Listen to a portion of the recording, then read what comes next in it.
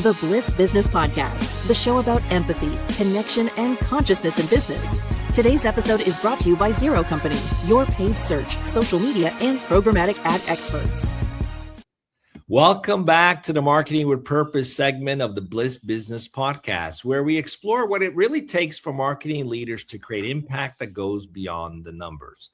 I'm Tulio, and in each episode, we sit down with marketing experts to explore their leadership approach and strategy that drive performance and resonate with their audience. Together, we'll dive into what's working, what's not, and how purpose and empathy can transform the way brands connect with people. So let's get started. Today, I'm joined by Rebecca Troop. She's the Director of Marketing at Merchants Fleet. Rebecca is a seasoned marketing leader with more than 25 years of experience driving strategy, growth, and brand impact across startups, national organizations, and nonprofits. Today, she leads an 8-person marketing team at Merchants Fleet, where she focuses on aligning marketing with revenue growth, strengthening demand generation, and building scalable data-driven operations. Known for her servant leadership style, Rebecca brings a deeply human perspective to organizational alignment, and beyond her professional work, she's a TED Talk speaker, nonprofit board member, and advocate for individuals and families affected by addiction, using storytelling to reduce stigma, foster understanding, and inspire compassion. Very excited to have you with us. We're going to explore breaking down silos across teams, my favorite topic, Rebecca. And I'm excited to dive right into this and see how alignment, communication, and shared goals can help organizations achieve stronger results together, which is also really good for the people involved. So, Rebecca, before we dive in, I'd love to hear, why was breaking down silos across teams the topic you chose to explore with us today, and what makes it so important right now? Well, I appreciate that question, and Tulio, and I appreciate you having me here. Thank you. This was an easy topic for me to pick when we first started talking. For my entire career, in my opinion, the center of all business and the center of all success in business is the person. It's humans. And that's just not because I'm in marketing. I started in strategic planning. So it really gets down to who are we working for and who are we working with. And to do that, it's all connection. It's connection, it's communication, and it's assessing the balance between the needs of different people at different times. So this topic is something that I've lived and breathed for 25 years now.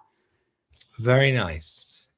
So let's dive right in, because sometimes we might have some approaches and strategies and a methodology that we're really tied into, and it could be very people-centric, very people-focused. But let's face it, heads of marketing often get pulled between near-term campaign results and long-term brand building. That's a big balance and a dance that we do every day, right? Exactly. So how do you ensure your marketing strategy stays aligned with the company's growth goals? And where do you find the biggest friction points in making that happen? So like I mentioned that I started in strategic planning. So my mindset has always been the marketing department might be here in the organization and the strategic plan is up here at the board level, but it all should flow up and should flow down. So I have been, I think, gifted with the sense that a lot of the businesses I've worked with have also had that belief system. And the market, as a marketing leader, and even when I was not quite the leader level, we were involved heavily in building the strategic plan. And so there's sort of this, what are we doing at a corporate level? Then what are we doing at a functional business plan level? And then bringing it down into departmental plans. And that's how I build our plan. And then that gets reassessed every quarter. So we're at the beginning of Q3. I just did this with my team. This quarter, here's what we set in 26. And as it relates to the commercial plan that ties up to the strategic plan, let's look at what we're doing. The friction comes with the fact that we are thrown stuff every day that isn't in plan, right? That's how business works. So we support our commercial teams and we support corporate from a marketing perspective. And so it's really assessing, I think almost on a daily basis at times, what's the bandwidth? What's the workload? What's the end goal? What do we have to move to accommodate this? And which is a higher priority? And for me, it's keeping very close communication with my boss, who's the chief growth officer. And if there's any question in my mind, he and I have a conversation. Yeah. I mean, you touched on something that happens all the time. We have a plan, we have a strategy, it's agreed to, but then things happen, right? And quite often, high stakes situations just pop up, a brand crisis or a market downturn or something you didn't plan for. And some things are out of your control. But in those moments, how do you maintain a sense of purpose and empathy while also making quick strategic decisions? So one of the things that I think is really powerful in the moment of needing to make quick strategic decisions is actually the ability to pause. I'm a firm believer in the power of pause. A really good example, and a story is not from my merchant's time now, it's from a past life, which is I led the marketing, community relations, and fundraising for a very large mental health center organization in the state of New Hampshire. And we operated up at the state level. And I was there when COVID hit. And I had my entire 2020 plan. We had our fundraising plan. We were going down paths. We had events in play. We had, everything mapped out. And when that hit, as a leadership team, we had to pause and act instantly because we operated in a situation that was not high tech, that dealt with immediate human care where people cannot go without gaps of care. And we had staff that we also had to care for. And so we would all take a step back and look at what do we have to actually deal with today versus this week versus the next 2 weeks versus this month. And that as a model is something how I look at anything as it relates to a crisis when it comes to anything to do with my department or larger. Yeah, what a great example of that, because many companies were defined by that. Either they learned to be very adaptable and thrived, or imploded. And so that was really a test for a lot of organizations who had to basically pivot and move quickly and adapt. So congratulations. Now, as a franchise, you're always launching new and entering into new markets. So what's been the most effective way that you align sales, product, customer success teams, and where does that alignment usually break down in your experience? So for us, we have two kinds of business models. We lease out to what we call long-term customers, and then we do shorter term type rental work with short-term customers. But our fundamental services in the department support both. And for me, entering in a new market and thinking through this and working with cross-functional teams, it really goes back to that first point about who's in the center of all of it. It's a human, it's our client. We sell technology solutions related to fleet. We data enable them. We offer every service they may need to optimize their asset and their team and be able to drive revenue for our clients. But at the end of the day, we're helping a person in a seat that is responsible for doing this work. And we at Merchants really approach our projects and our product go-to-market launches and anything to do with our clients, our crises. We approach it that way in a cross-functional manner. Is the client is always at the epicenter. It's one of the pillars of our strategy. It's one of the pillars of our values. And we level set in almost every team meeting about that. And it does become a nice when friction starts to come or when pressure gets high, and because that happens all the time, we're people, it's business. If we can go back to that, we're always marching to the same goal. I'd be curious, are there any particular approaches that has worked better for you in terms of getting that alignment? Because sometimes you walk into an organization, now you've been there a little over 10 months.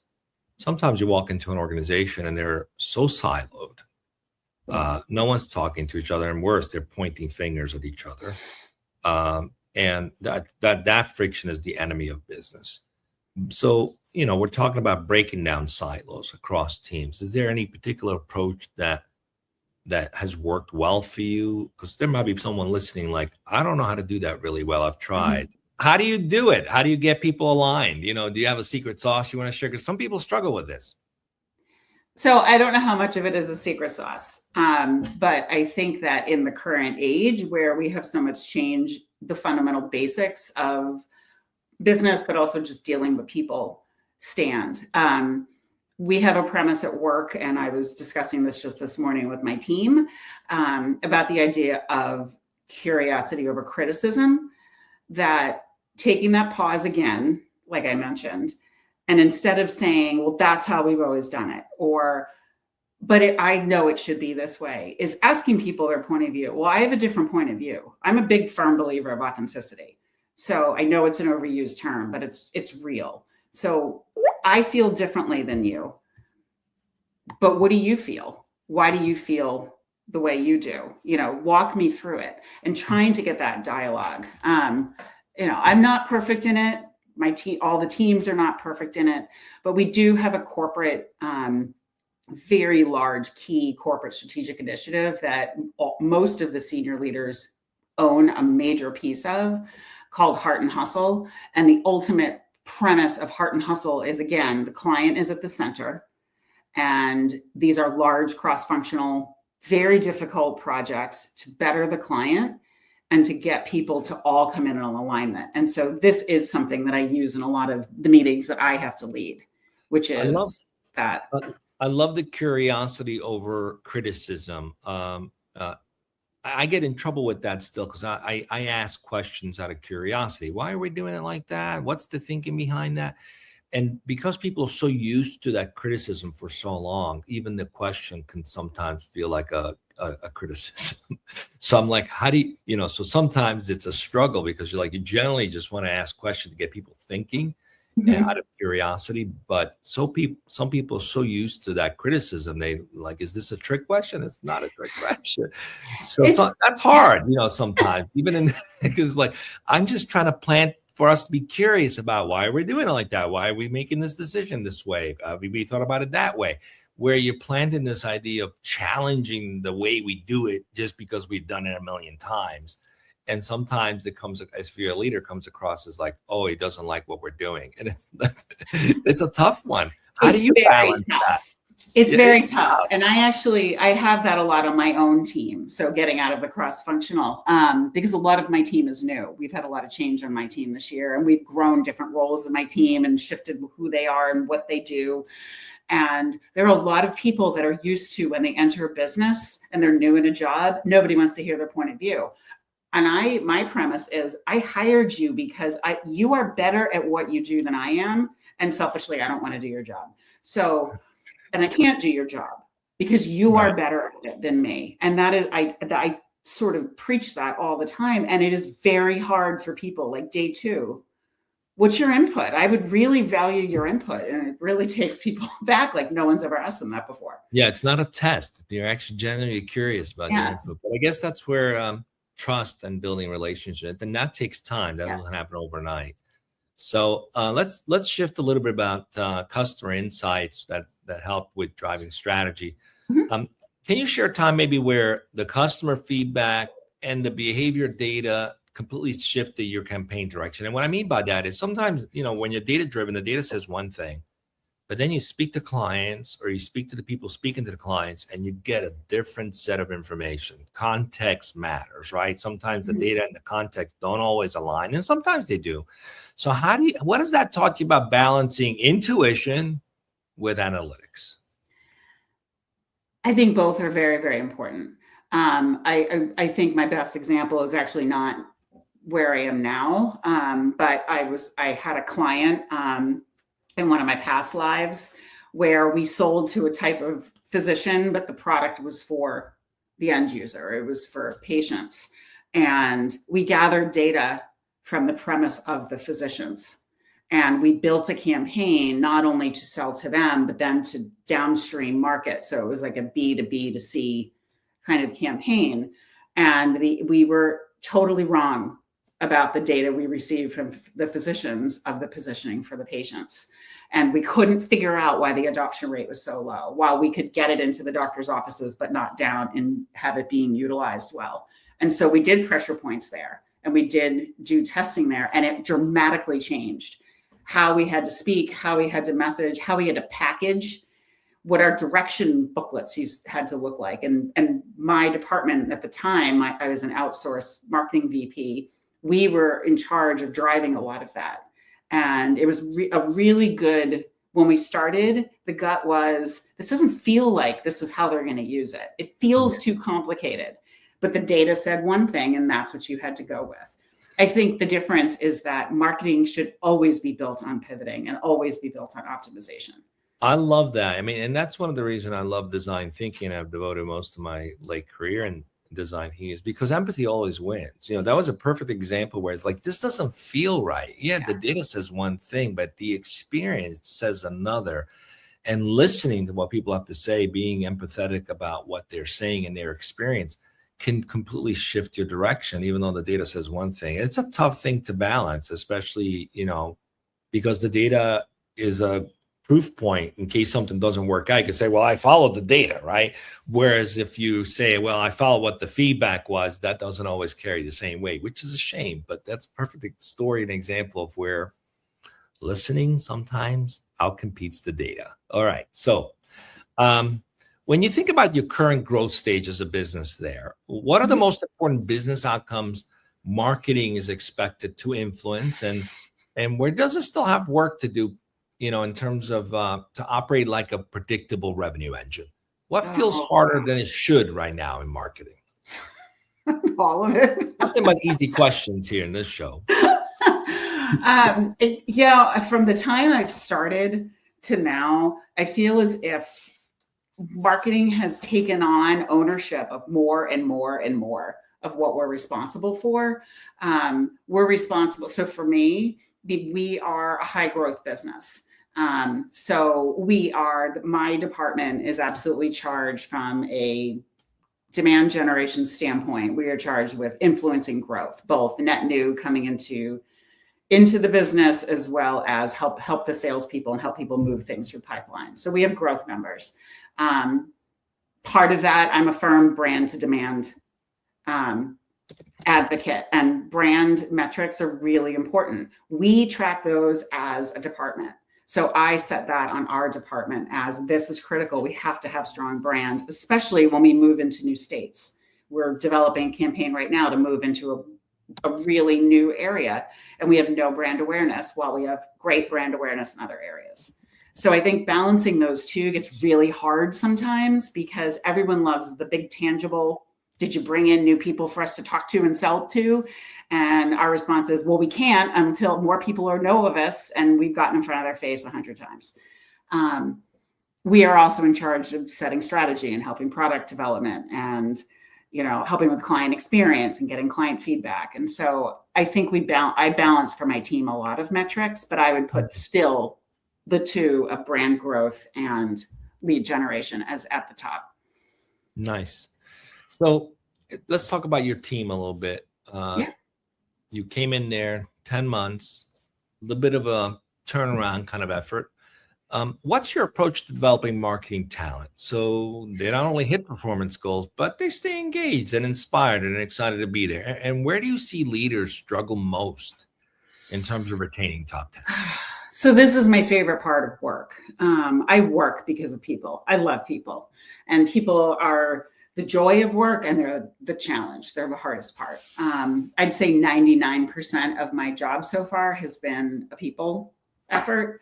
There were great people when I came in, and they're amazing people now. And we've had some people stay, some people leave, new people join us. The department has changed structure dramatically. And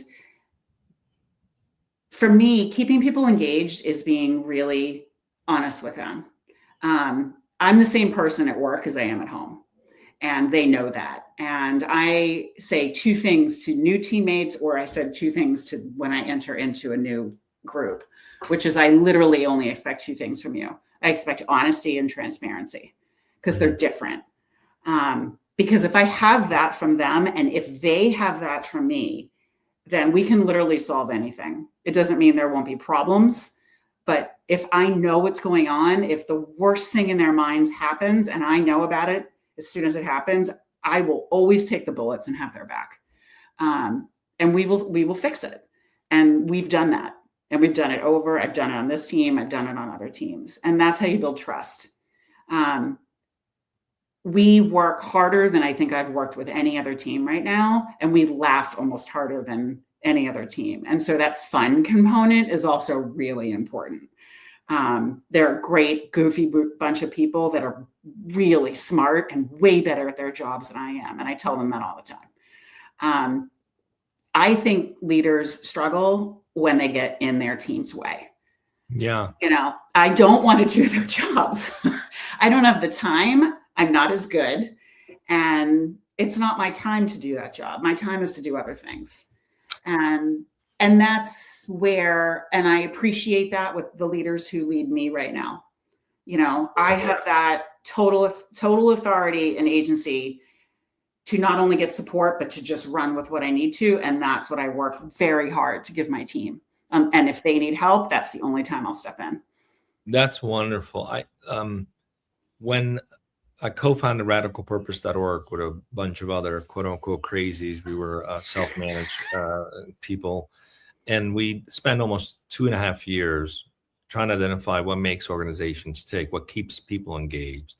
And we landed on 4 key tenets that actually matter to every single human being alive. The desire to belong to something greater than ourselves, which is why religion and politics is so big. And the desire for meaning behind what we're doing, the desire to make an impact, which is why we start companies, have families, build stuff. And then the desire to be becoming, to grow. It's like built into our who we are. That's why the self-help industry is like $1 trillion, right?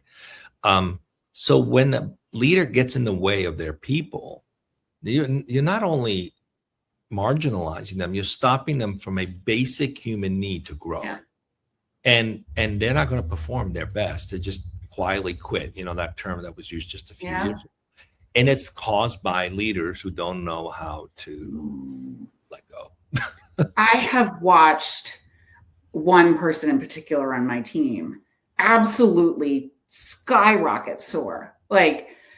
And she always had that. She was always there. But it was literally just saying, what are you interested in? What do you need from me? Why don't you try this? And having a vision of where that seat could go, but then handing it and saying, if you have fear, just raise your hand, but go. And it's like, it actually gets me teary. Well, it's amazing to watch when people step up and step out of their limitation, when you basically say, go, It's beautiful to watch. It really is. And it's very satisfying. And that's where empathy and being purposeful really comes into play, because that's one of the key ways to have impact, right? So I'm curious, as our final question, how do purpose and empathy shape the way you approach marketing today? And maybe can you share a personal story where your work had a meaningful impact on a customer or employee? You touched on it a little bit just now, but maybe go into a little bit more. I don't know. I don't know how not to have empathy. I mean, this is now just me talking like who I am. I don't know how to not bring it into work. To me, it's just baseline, type of behavior. So how do we speak kindly? How do we speak truly? I will not write marketing copy that is not accurate, meaning I won't oversell. I won't misspeak, and I battled that in my career before. I thankfully work in an organization where we hold strong and firm to that. To me, I think that is the main way to bring it into work as it relates to the client. And it's also when the client calls and needs something, you might not be able to solve it, but you can at least try and find the answer and speak to them and hear them. We have a saying, even on our commercial team, that we have 2 ears and 1 mouth, and use it that way. And that's a premise coming out of the recovery community too. 2 ears, 1 mouth. So stuff cotton in your ears, or take the cotton out and stuff it in your mouth, and I try and do that. I'm not always successful, but I try really hard every day. I think for me, I've had, a story in terms of helping a client is it really does come back to that listening. I'm not the person that's the front line with the client, but I've had there was a situation once where I happened to meet somebody in a lobby who had a very challenging experience. And it was honestly just saying, why don't you tell me about it? Why don't we go find a room and shut a door? And why don't you tell me about it? And I'll go call the individual that can actually solution it for you. I can't, but I can hear you. That is something, without going into what the situation was, that is something that 95% of the time, that's actually all people want. It's true. That's one of the best sales strategy too. People want to feel validated, and listening and being empathetic is the best way to do that. It doesn't just serve that individual. It actually makes them want to trust you and do business with you, because that's really all we're looking for, right? It's like going for a job interview and you're going to shop for a new dress or a suit. That's just a transaction. You can do that anywhere. But maybe you go to the shop and the shopkeeper asks you, what is this for? It's for a job interview. Tell me about this job. How important is it to you? What are you trying to show up as? Well, I want to show up powerful and confident. And they were like, I got the perfect dress or suit that will do that for you. You just validated what I really wanted. It wasn't just the suit. It's how I show up to this interview that matters to me. But that validation is what makes you want to buy. And it's so human. So I love that you shared that. Thank you for sharing that. We're out of time, but I've really enjoyed having you with us, Rebecca. Thank you for joining us in the Marketing with Purpose series of the Bliss Business. Oh, thank you. No, this has really been great. And I value what you do and what this podcast does, because again, the reason that we all do this is fundamentally to obviously help our own families, but also we hope that we're working with some sense of purpose. I hope today's conversation sparked new ideas for how you can build stronger connections across teams and create marketing strategies that are not only measurable, but more aligned, collaborative, and, dare I say, more human. If you found value in this discussion, please like, subscribe, and share it to keep the conversation going. And remember, great marketing doesn't just perform and sell. It connects and serves. See you next time.